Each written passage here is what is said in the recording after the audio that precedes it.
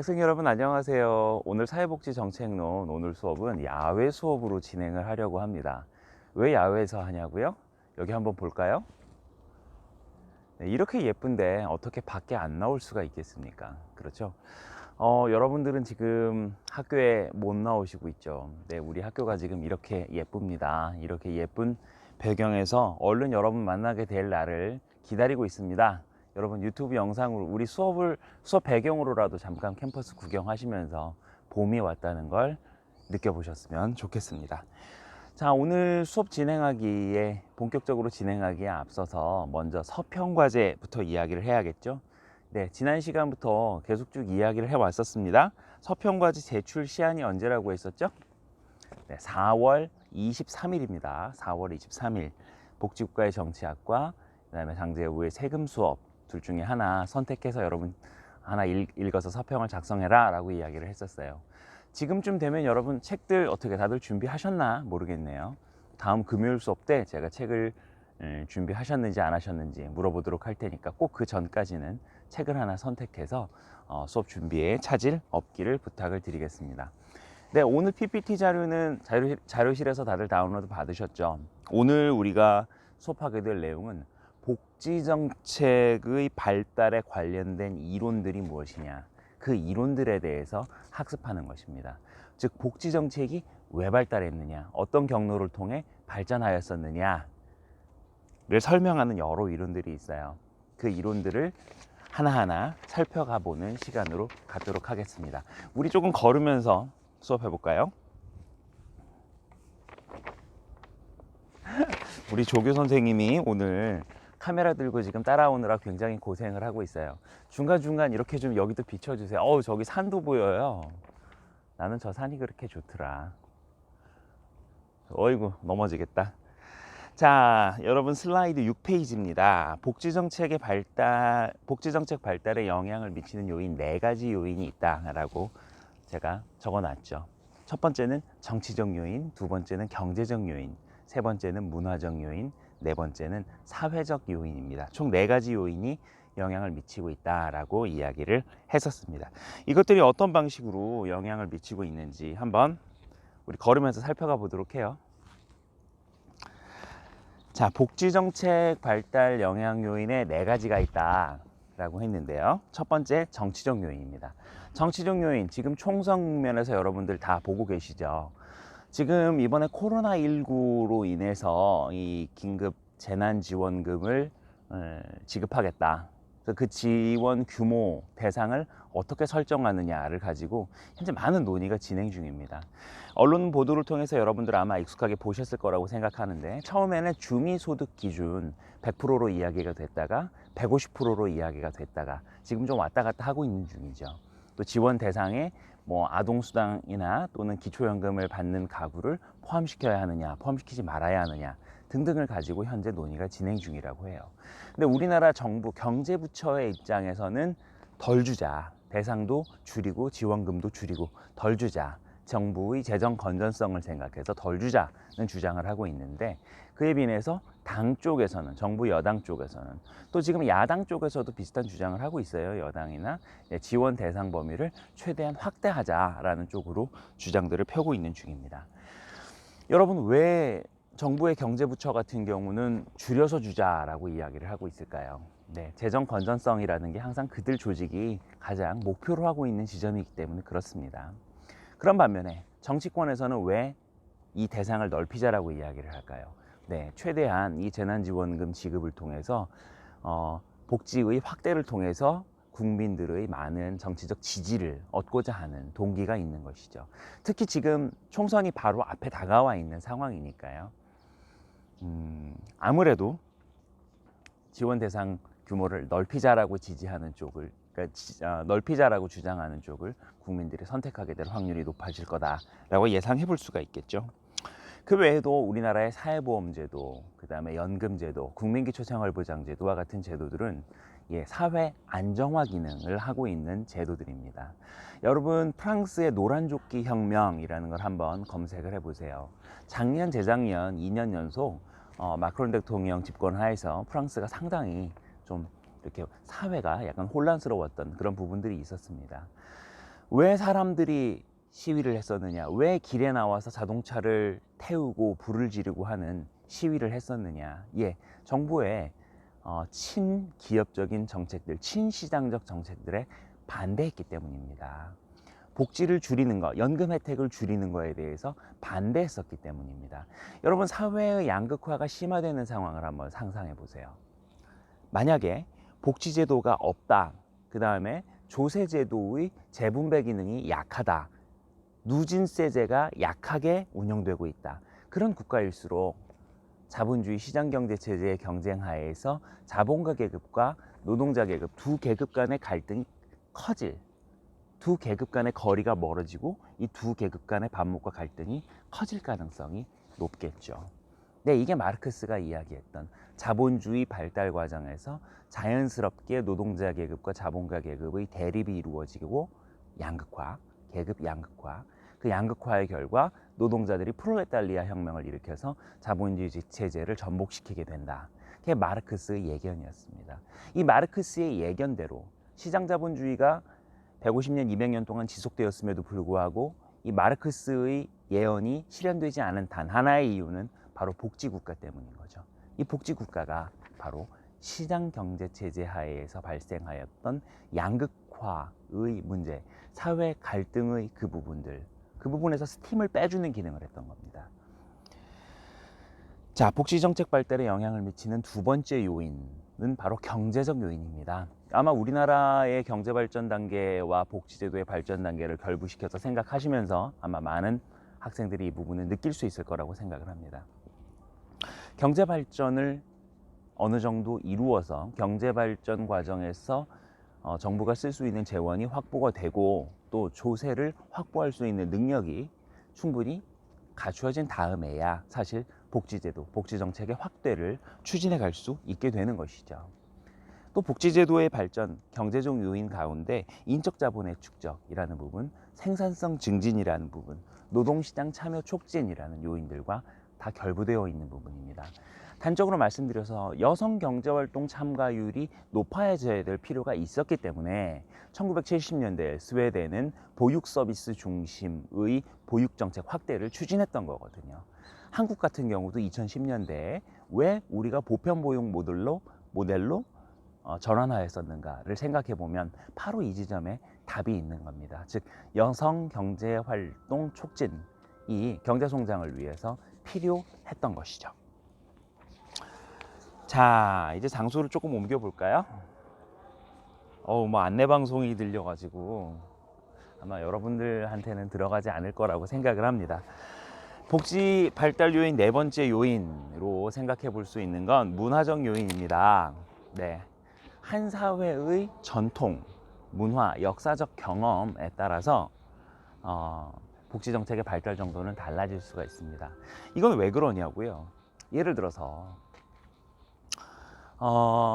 우리가 보통 가톨릭이라는 종교가 주류 종교를 형성했었던 국가들과 프로테스탄트, 개신교죠. 그러니까 주류를 형성했었던 유럽 국가들의 복지국가 발달 경로를 비교해 보면 이 부분에 답이 있습니다.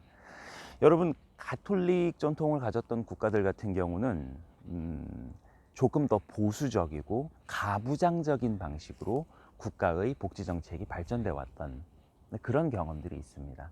예를 들어서 보육 정책의 발달 같은 경우도 보육 서비스 제공 중심으로 가는 것이 아니라 여성이 아이를 키우고 그 여성들의 소득 상실분을 국가가 아동수당 등을 통해서 보전해 주는 방식, 그런 방식으로 보수적인 국가들에서는 복지 정책을 발달시켰던 것이죠. 그래서 종교와 성 역할 등에 대해서 개별 국가의 국민들이 어떤 관점을 가지고 있느냐에 따라 복지국가의 복지정책의 발달 경로와 발달 정도, 발달 수준이 결정되었던 것입니다. 네 번째는 사회적 요인입니다. 이 사회적 요인의 대표적인 항목이 바로 도시화 수준이라는 부분이겠죠. 네. 여러분, 우리 다 알고 있습니다. 산업화 과정에서 이촌 향도 현상이 있었죠. 네. 도시화 수준이 얼마나 높으냐에 따라서 사실은 국가가 적극적으로 문제에 개입해서 해결해야 되느냐 하지 말아야 되느냐가 결정되었던 측면이 있습니다.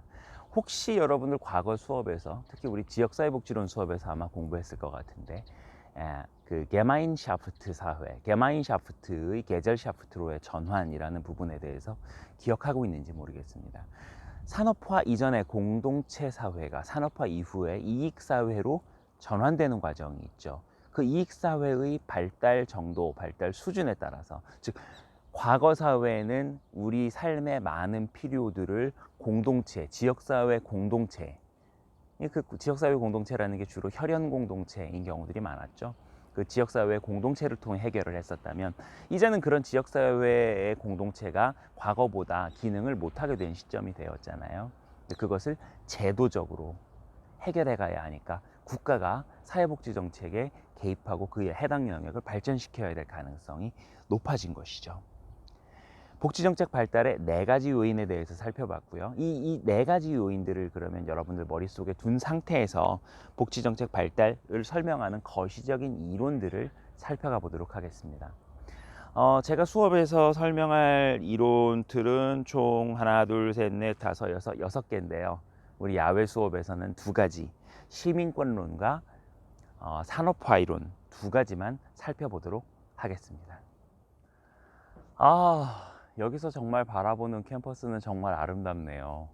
예, 저쪽에 덕우당이 지금 보이고 있는데요. 덕우당 한번 보여주실래요? 네.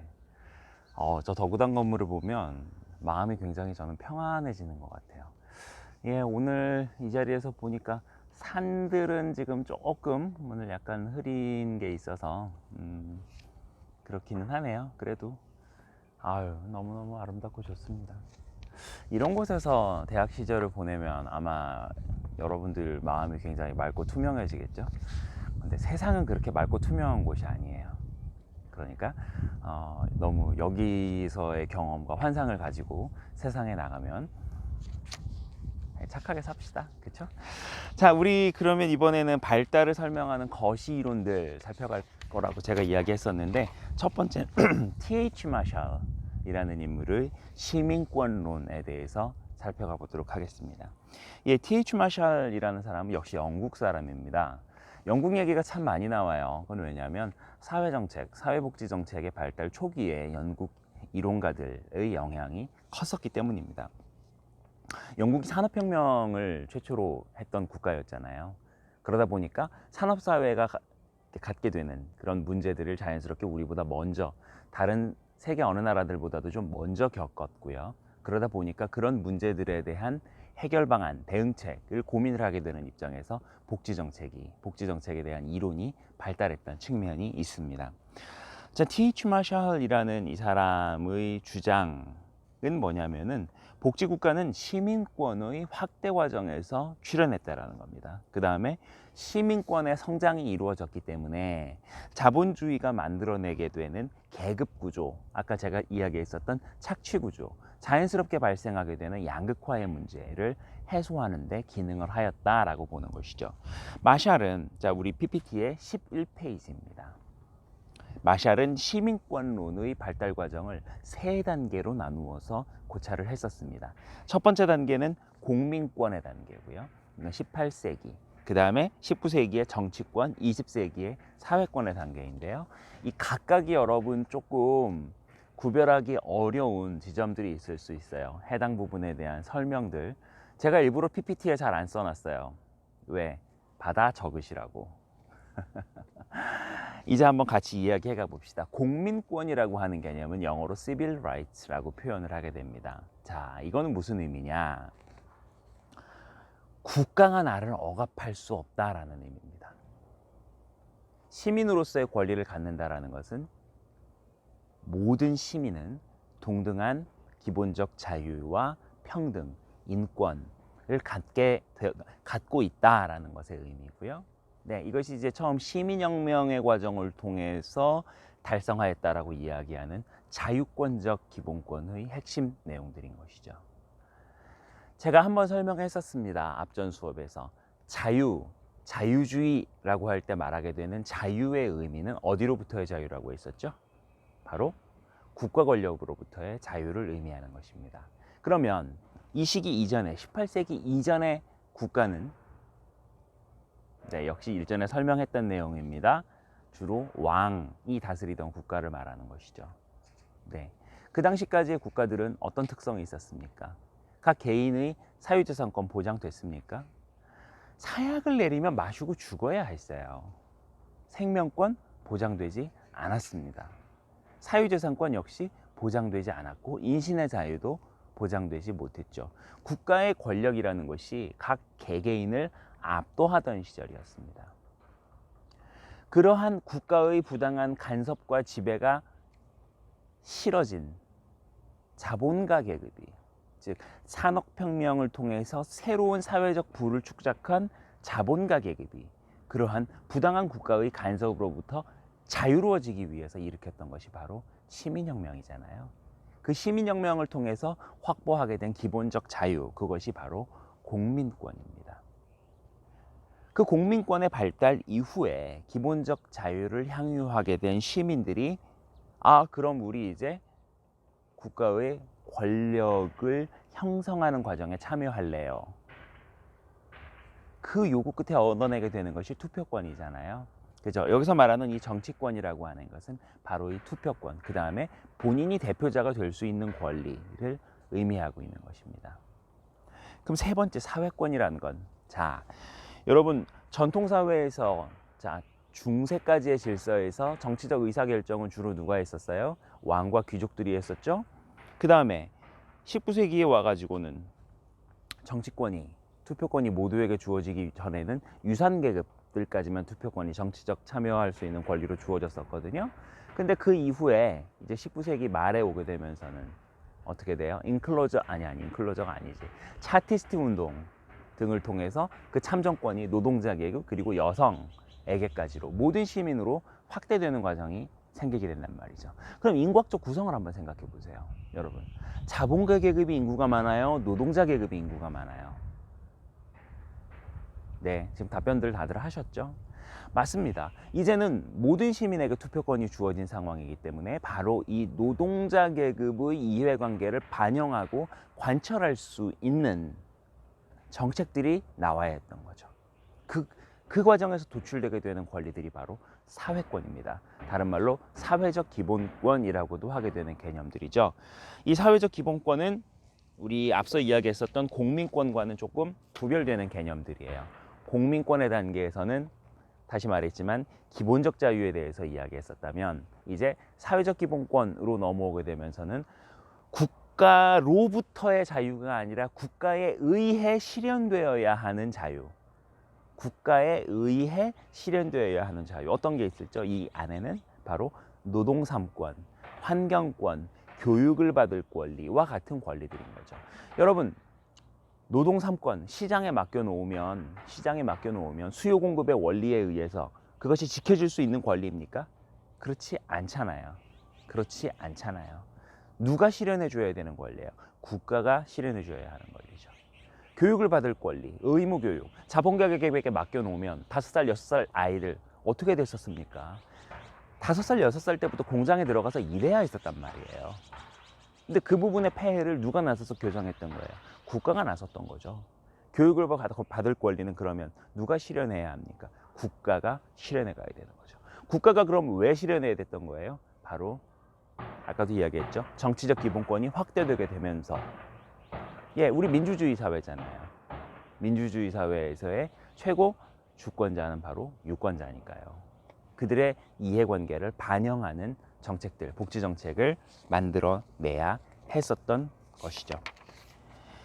이런 T.H. 마샬의 시민권론은 사실 복지 정책, 복지국가 발달 과정을 설명하는 상당히 유용한 이론입니다.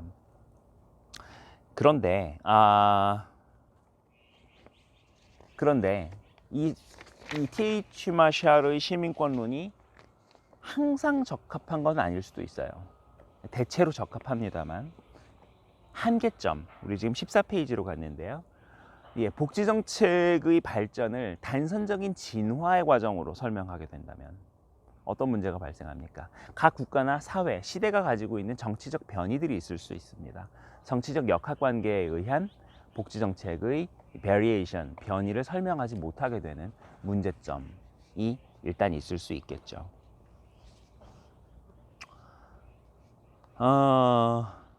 투표권이 확대됐다고 해서, 투표권이 모든 시민에게 주어졌다고 해서 모든 나라에서 모든 시기에 친복지적인 정책이 이루어졌던 건 아니잖아요. 친복지적인 정권이 항상 집권했던 것은 아니잖아요. 제 말 이해되시죠?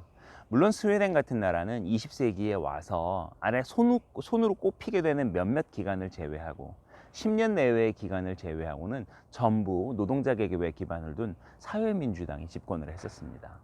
3인당의 장기적인 안정적인 집권으로 인해 스웨덴의 복지국가가 저만큼 궤도에 올라간 것은 분명한 사실이에요. 하지만 스웨덴처럼 3인주의 계열 정당이, 계급 정당이 장기간 집권하지 않은 국가들도 독일이나 프랑스 같은 경우들이죠.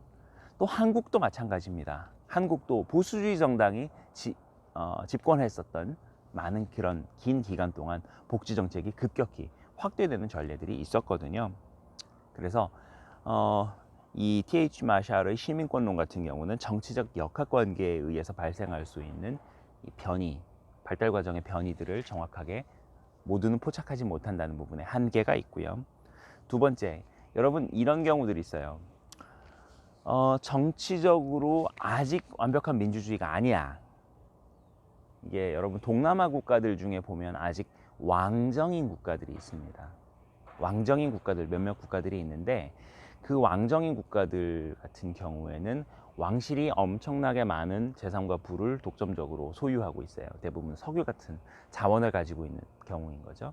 근데 해당 나라들은 정치적 권리는 이 왕을 비롯한 소수에게 집중되어 있는 반면에 왕이 교육도 무료, 의료도 무료, 전 국민에게 주거도 무료, 이걸 제공해 주게 되는 거예요.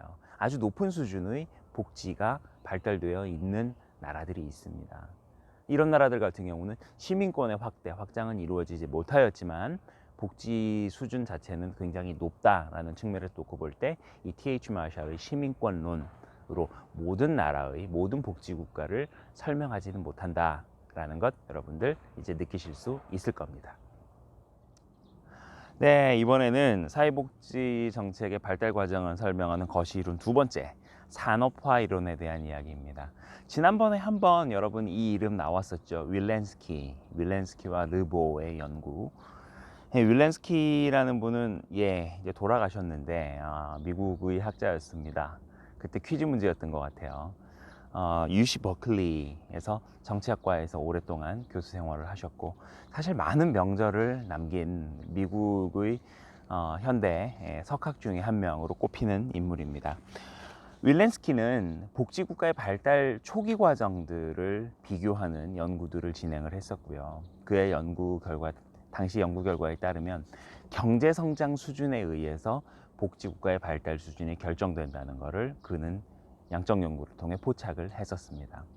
복지국가의 발달이라고 하는 건 당시에 이제 각 정부가 쓰게 되는 복지 재정의 규모를 가지고 측정을 했었고요.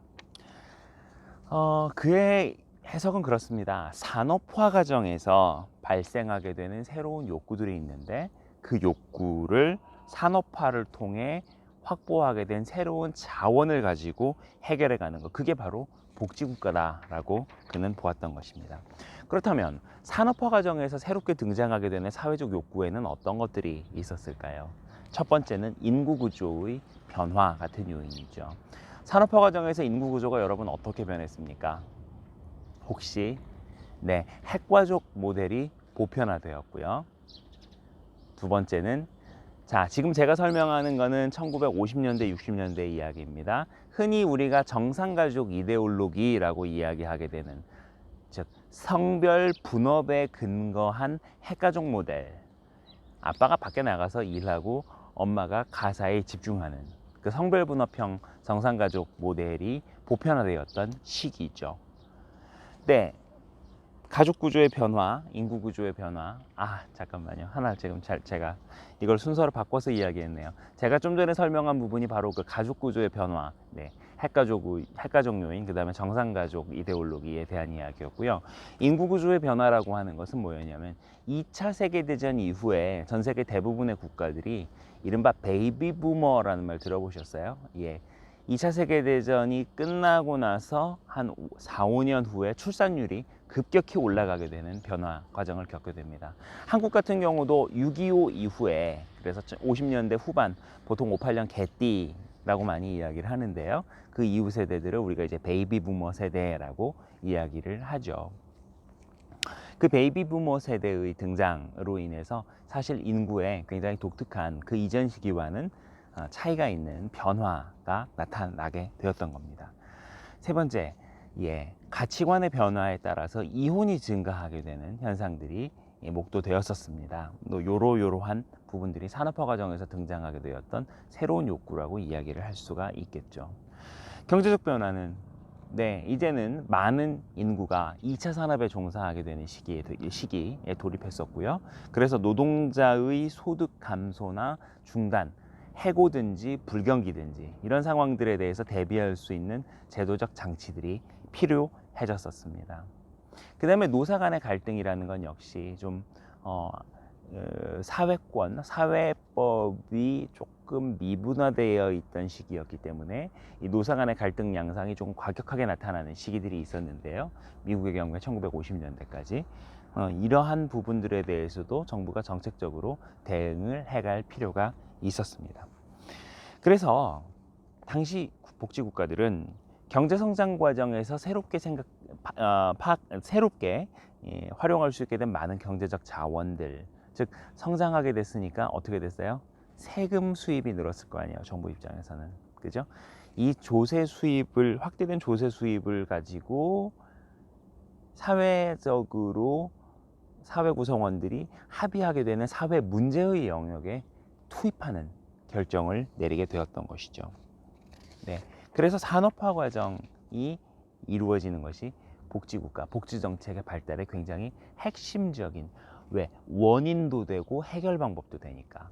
산업화 이론 같은 경우는 경제성장 수준에 따라서 복지국가의 발전이 결정된다라고 이야기했던 것입니다.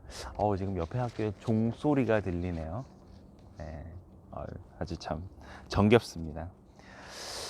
그래서 윌렌스키의 이 산업화 이론 같은 경우는 모든 나라들이 비슷한 경제성장 수준에 도달하게 되면 비슷한 복지 수준을 갖게 된다는 이른바 수렴 이론으로 귀결되었었습니다. 여기서 여러분들 느끼셨을 거예요. 바로 그 지점이 산업화 이론이 갖게 되는 본질적인 한계인 거죠. 경제 결정론적인 시각이다라는 겁니다. 여러분, 모든 가구의 소득이 비슷하다고 해서 그 해당 가구의 구성원들이 느끼게 되는 삶의 질, 행복의 수준이 과연 비슷한가요? 어떻게 생각하세요? 500만 원 번다, 가구 소득이 500만 원이다 라고 하면 그 500만 원 버는 집들끼리는 행복의 수준이 다들 비슷한가요? 그렇지 않거든요. 이 윌렌스키의 산업화 이론은 바로 이런 경제성장에 의해 모든 것이 결정된다는 결정론적 시각에 사로잡혀 있다라는 부분에서 가장 큰 비판에 직면하였었습니다. 경제적으로 부유한 국가들 사이에도 예를 들어 1인당 GDP가 매우 높은 미국과 스웨덴 두 개 나라 같은 경우는 1인당 GDP라는 측면에서는 유사성이 있지만 복지정책이나 복지국가의 발달 수준, 발달 경로를 놓고 보게 되면 아주 큰 차이가 있거든요. 이런 국가별 차이를, 비슷한 수준에 있는 국가들이 왜 복지정책에 있어서 차이를 나타내게 되는지 이 부분을 설명하지 못한다는 점에서 산업화로는 한계가 있다라고 말씀드릴 수가 있겠습니다. 자, 우리 잠깐 이제 쉬었다가 남은 강의 진행하도록 하겠습니다.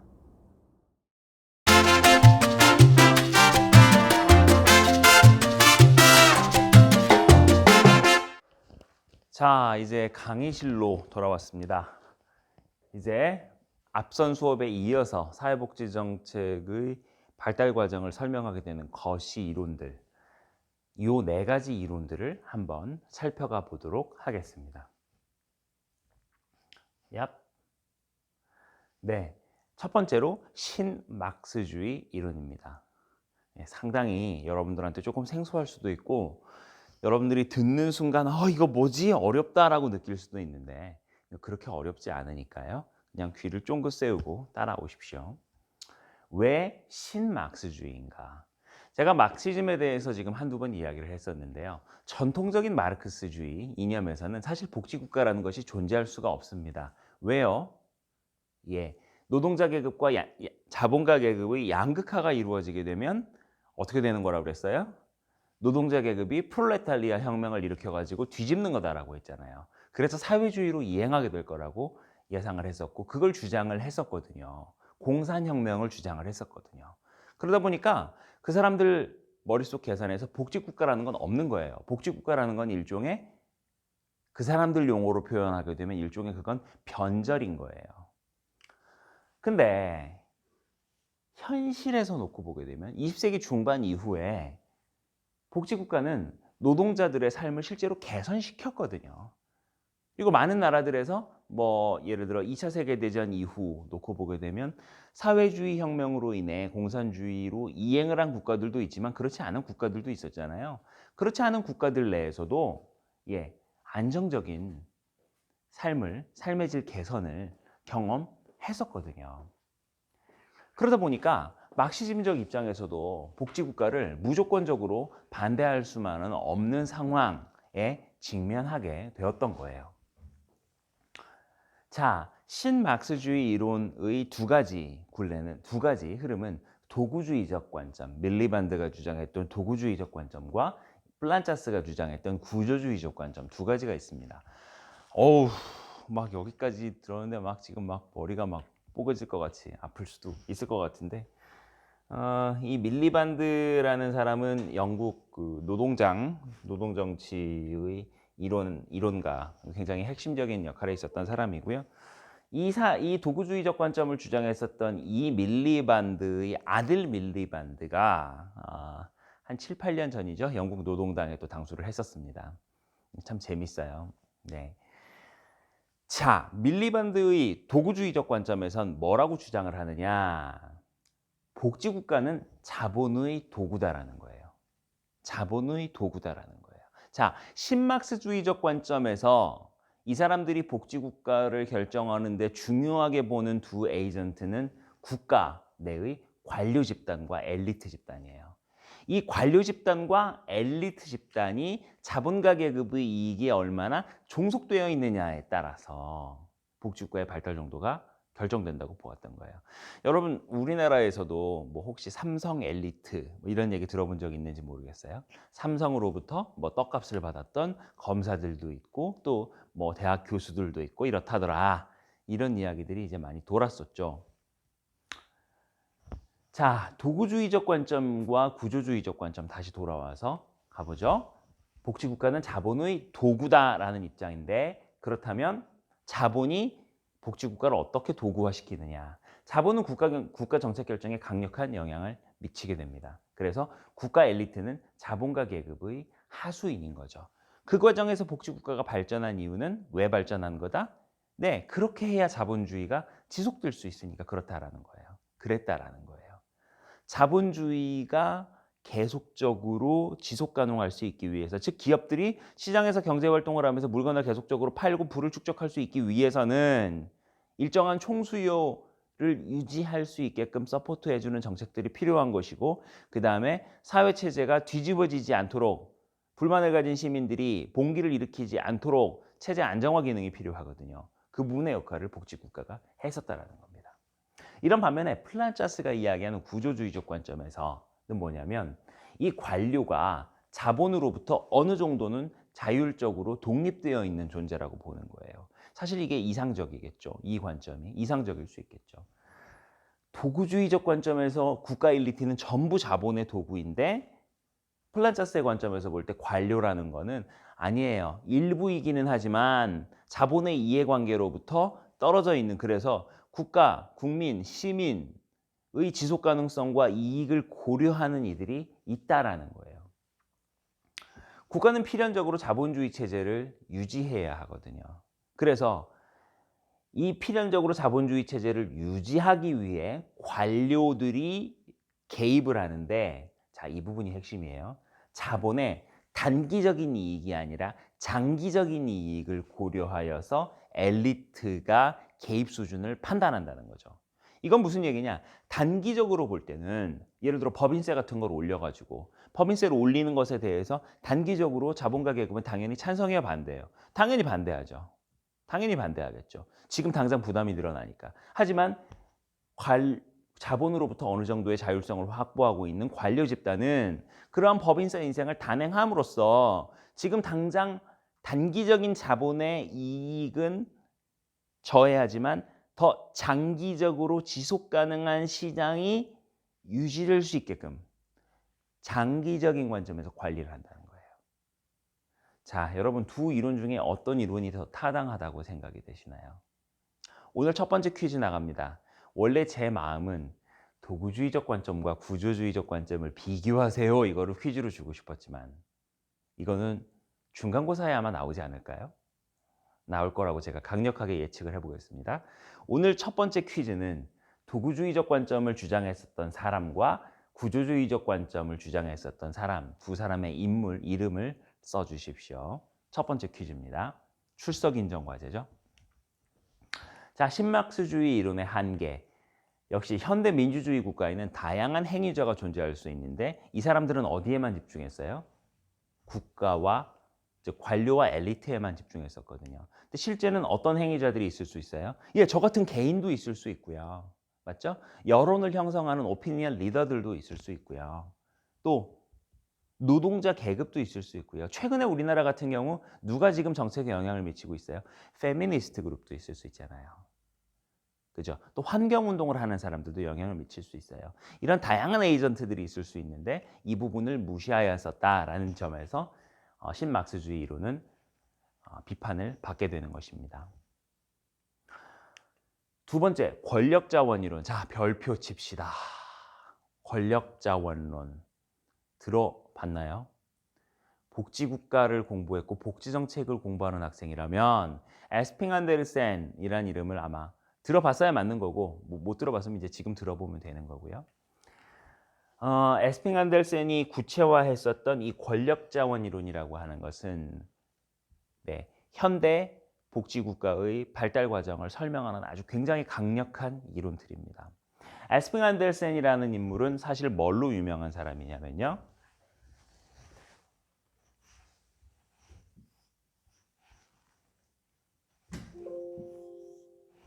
나는 파란색을 택했는데 뭐 좋아요. 파란색 나온다.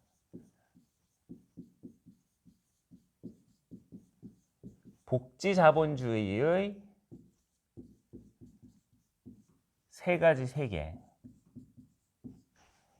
Three Worlds of Welfare Capitalism 이라는 책으로 전 세계적인 명성을 얻었던 학자고 사실은 현대 사회과학 이론에서 가장 중요한 위치를 차지하고 있는 사람 중에 하나라고 평가할 수 있습니다. 예, 복지자본주의의 세 가지 세계, Three Worlds. 무슨 뜻이냐? 에스핑 안데르센은 서구 복지 국가들을 세 가지 유형으로 분류를 했었습니다. 여러분 아마 이건 들어봤었을 거예요. 소위 말하는 스칸디나비아 국가들, 네, 그 다음에 대륙 유럽 국가들, 그 다음에 흔히 리버럴 자유주의형이라고 이야기하게 되네. 자유주의형이라고 그냥 쓸게요. 이 자유주의형 국가군 안에 들어가 있는 것은 기본적으로 영국, 미국이 들어가 있습니다. 예. 호주를 넣기도 하고 빼기도 하고 그때 분류 방식에 따라 다른데 이 사람이 어떻게 분류를 한 거냐? 요거 이제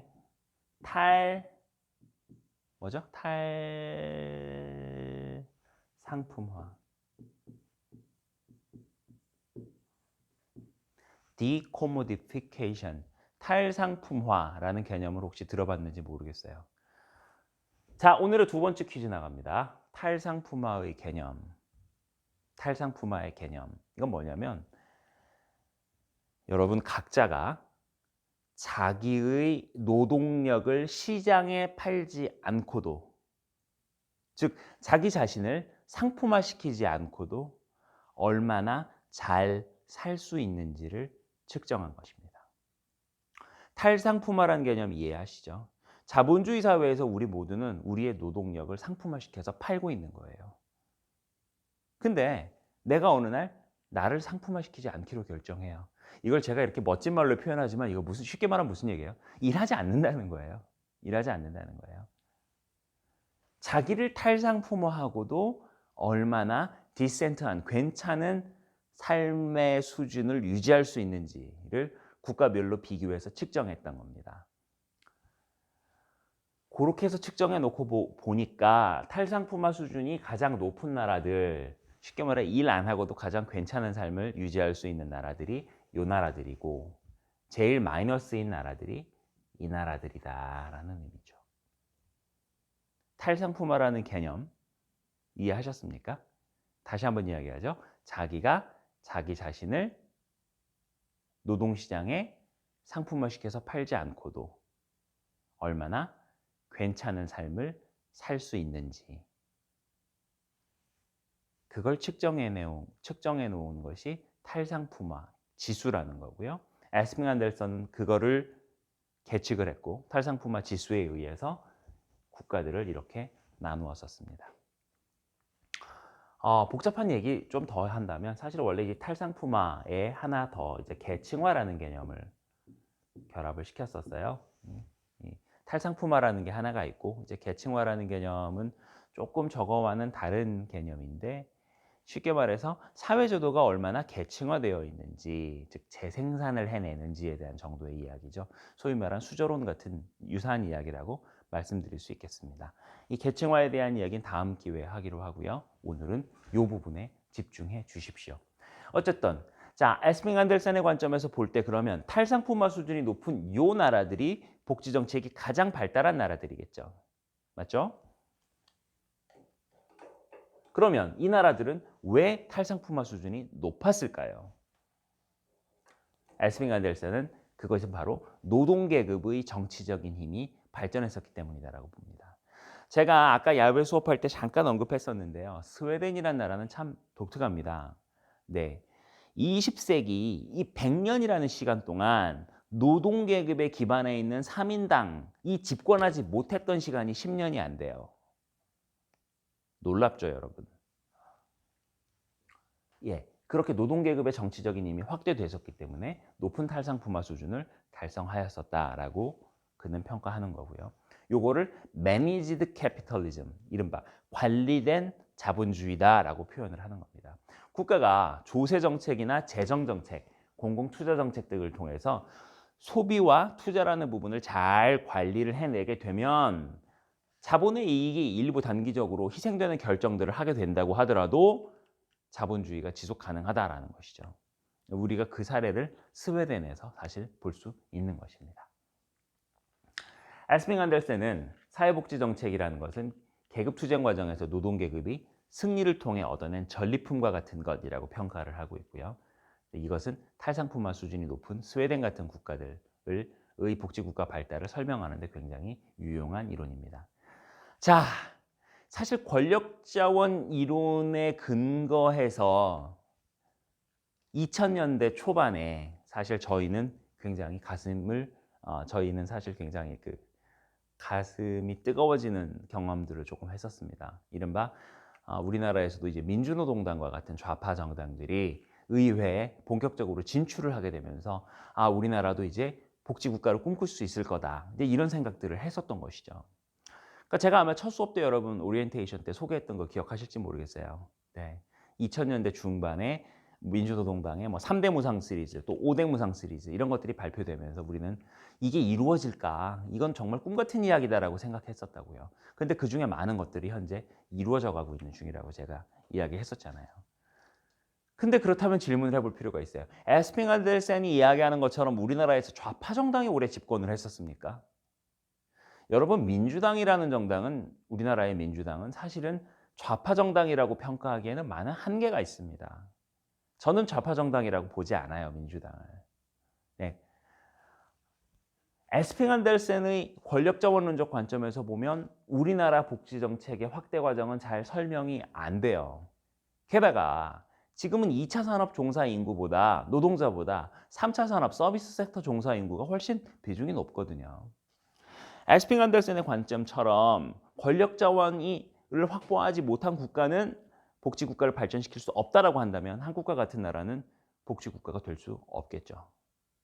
이런 부분에서 지금 현재 21세기의 복지국가 확대를 설명하는 데 있어서는 조금 한계가 있을 수 있는 이론이다라는 것이고, 네, 노동조합의 영향력이 적은 국가들에서도 보수 세력이나 정부 주도하에 복지 정책이 발달했었거든요. 네, 독일 같은 경우가 그렇고 우리나라가 그렇고 일본이 그렇습니다. 한국의 사례에 대해서는 좀 이따 뒤에서 한 번 더 이야기해 가도록 하죠. 자, 또 하나 주요하게 살펴봐야 되는 이론은 바로 이익 집단 간의 경쟁 과정에서 복지국가가 발전하게 된다라는 이론입니다. 사실 2010년대에 한국의 복지국가 확장 과정을 설명하는 데 있어서 유용할 수 있는 이론입니다. 사회란 정치 영역에서 다양한 이익 집단들이 사회적 자원의 한정되어 있는 자원의 배분을 둘러싸고 경쟁을 하게 되는데, 현대 선거 정치 구조화에서는 정치인들이 이익 집단의 지지를 얻기 위해서 이들의 요구를 수용하게 되거든요. 수용하는 과정이 있거든요. 그 과정에서 정책이 변화하게 된다는 거예요. 자, 여러분, 왜 정치인들은 몇 명 되지도 않는 이익 집단들의 이익을 강하게 대변하게 될까요? 자, 이익 집단이라고 말하는 단체들 보통 어떤 단체들이에요? 무슨 의사협회라든지 변호사협회라든지 또 무슨 경제인 연합회라든지 요런 집단들이 있잖아요. 우리 전 국민의 입장에서 보면은 사실은 의사의 수가 늘어나거나 변호사의 수가 늘어나는 게 이익의 손해예요? 이익이죠. 왜? 법률 서비스의, 의료 서비스의 접근성도 높아지고, 접근성이 높아지는 만큼 공급이 늘어나게 되면 가격이 낮아질 수 있잖아요. 근데 그거를 왜 못하고 있죠? 네, 각 이익 집단들이 반대하기 때문이에요. 여러분, 의대 정원, 로스쿨 정원, 약대 정원, 이건 법으로 정원들이 정해져 있어요. 정부가 관리하고 있는 겁니다. 정원 늘린다라고 그러면 제일 먼저 반대하게 되는 게 누굽니까? 예, 관련 이익 집단들입니다. 근데 전 국민은 여러분 5천만이고 전국에 뭐 의사, 변호사 다 합쳐 몇 명이나 되겠어요? 전 국민 5천만을 놓고 보면. 근데 더 많은 국민들이 원하는 것을 수적으로는 훨씬 적은 이익 집단이 반대하고 있는 건데, 왜 정부는, 정치인들은 그 이익 집단의 요구대로 정책을 결정해 가는 걸까요? 바로 그것은 그들이, 예를 들어 이런 거예요. 여러분, 어느 날 의대 정원을 100명 늘린다라고 결정을 했다고 합시다. 여러분, 그거에 대해서 찬성할 거예요, 반대할 거예요? 아마 뭐 감정적으로 찬성할 것 같아요. 근데 의사협회에선 반대하겠죠. 반대할 때 그냥 반대할까요? 결사적으로 반대하죠. 왜? 자기들의 생존권이 걸린 문제니까요. 그런 반면에 찬성하는 우리들은 어떻게 찬성해요? 해도 그만 안 해도 그만. 우리가 아는 최대의 정치적 행동은 아마 댓글 쓰는 일일걸요. 그거에 비해서 조직화되어 있는 저 집단은 필요하면 정치 자금도 내고, 필요하면 해당 정치인에 대한 낙선 운동도 하고, 자기들의 뜻을 들어주는 정치인에 대해서 강력한 지지 운동도 펴고 이러는 거죠. 그렇기 때문에 이렇게 현대 선거 정치의 과정에서는 조용한 다수보다는 시끄러운 소수의 힘이 반영되게 되는 그런 일들이 자주 일어나게 됩니다. 자, 현대 복지국가의 확대 과정과 관련하여서 이익 집단 이론을 적용하기 가장 좋은 사례는 노인들입니다. 노인 집단의 이익이 복지 정책 발달 과정에서 우선 반영되었다는 거죠. 이 현상을 제일 먼저 분석해냈던 것은 1980년대 미국의 경제학자인 프레스턴이라는 인물입니다. 이 사람이 당시 분석을 해보니까 이런 거래요. 선거 경쟁이 치열한 과정에서 노인들은 선거권이 있어요, 없어요? 있죠. 아이들은 선거권이 있어요, 없어요? 없죠. 그러면 전체 쓸 수 있는 복지 예산 자원이 한정돼 있다라고 했을 때 이 자원이 누구에게 먼저 배분되겠어요? 네, 여러분들 예상하는 바로 그대로예요. 노인복지 지출과 아동가족 지출 간의 상쇄관계가 존재한다는 것을 프레스턴은 당시에 발견을 하게 됩니다. 물론 이 프레스턴의 이 연구는 2019년에 나온 은석의 연구에 의해 반박이 됩니다.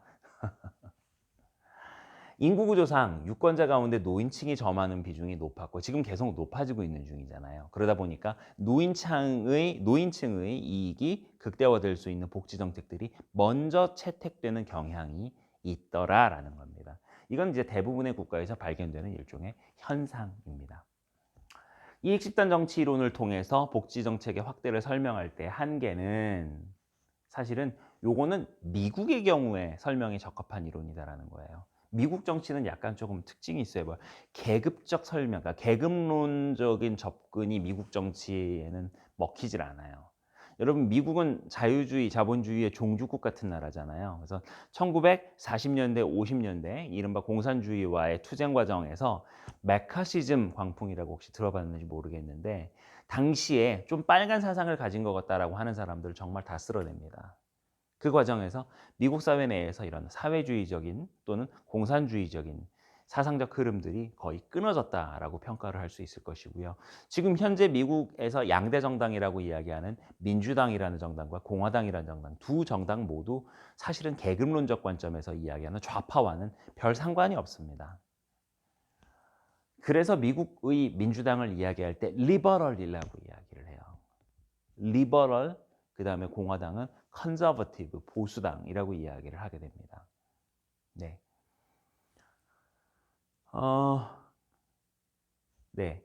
그래서 미국의 경우에 정치적으로 계급 요인의 영향력이 약한 미국의 경우에 이건 설명하기에 적합한 이론이고 사실은 유럽 정치, 계급 정치의 맥락이 살아있는 이런 국가들에는 이 부분이 조금 적용될 여지가 약하다라는 거고요.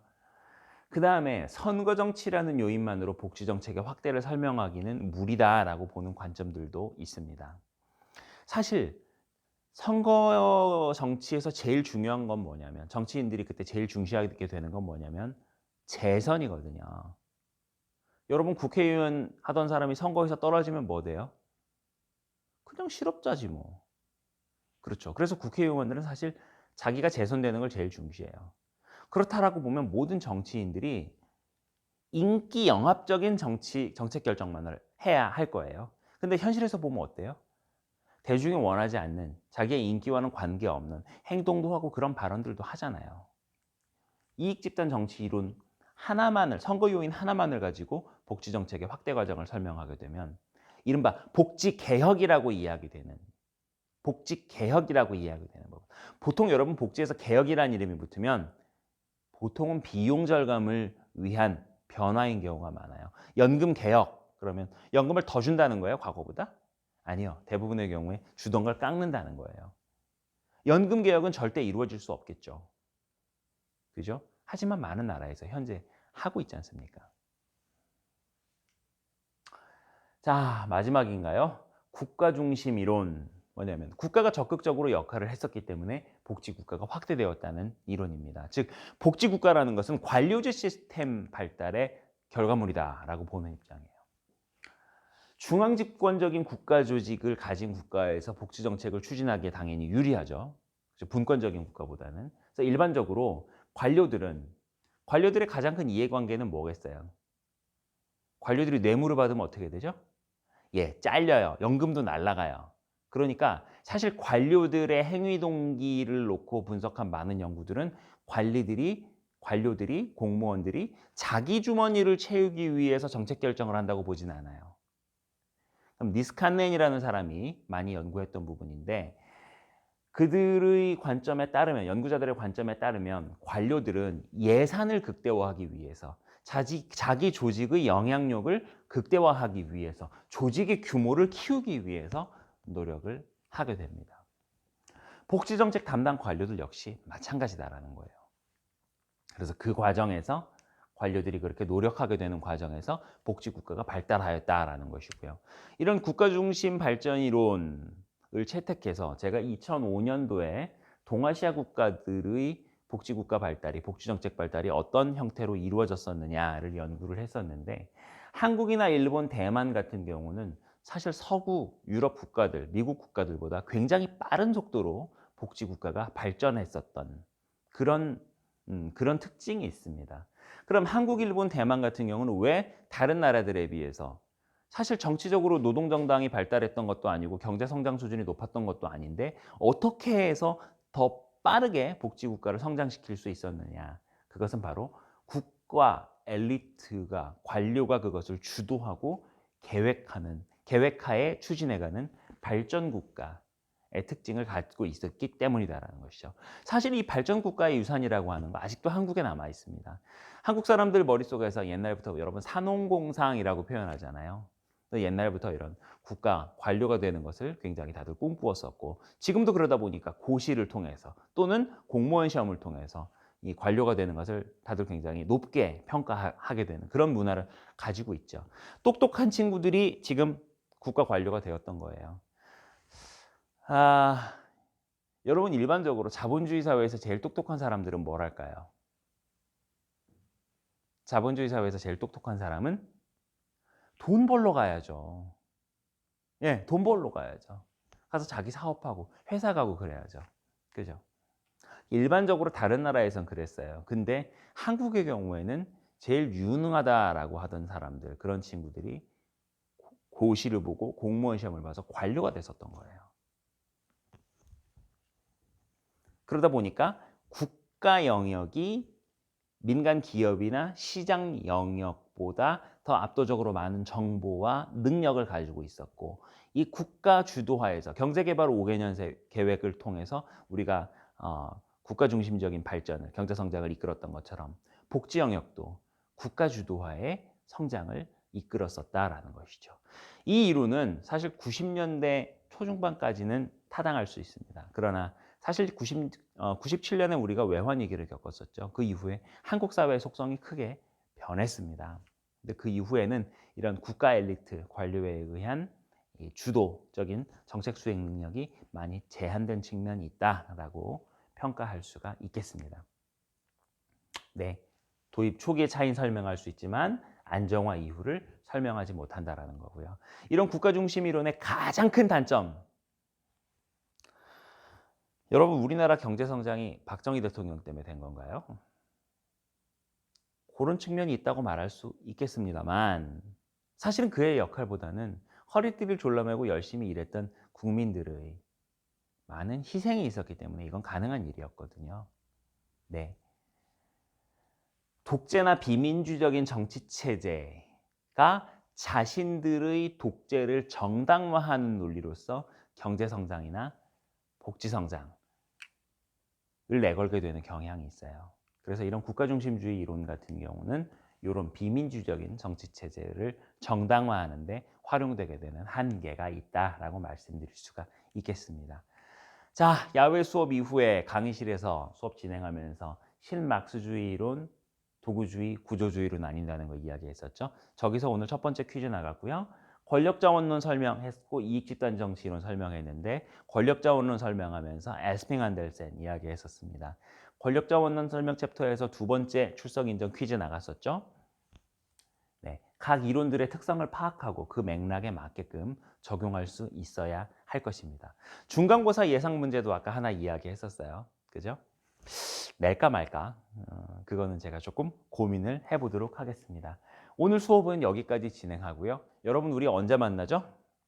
네, 금요일 날 실시간 수업, 줌 수업을 통해서 만나도록 하죠. 여러분 토론문 리액션 페이퍼 이번 주에는 많은 학생들이 제출해 주기를 제가 고대하고 있겠습니다. 자, 오늘 장시간 수고 많았습니다. 우리 금요일 날 만나요. 안녕.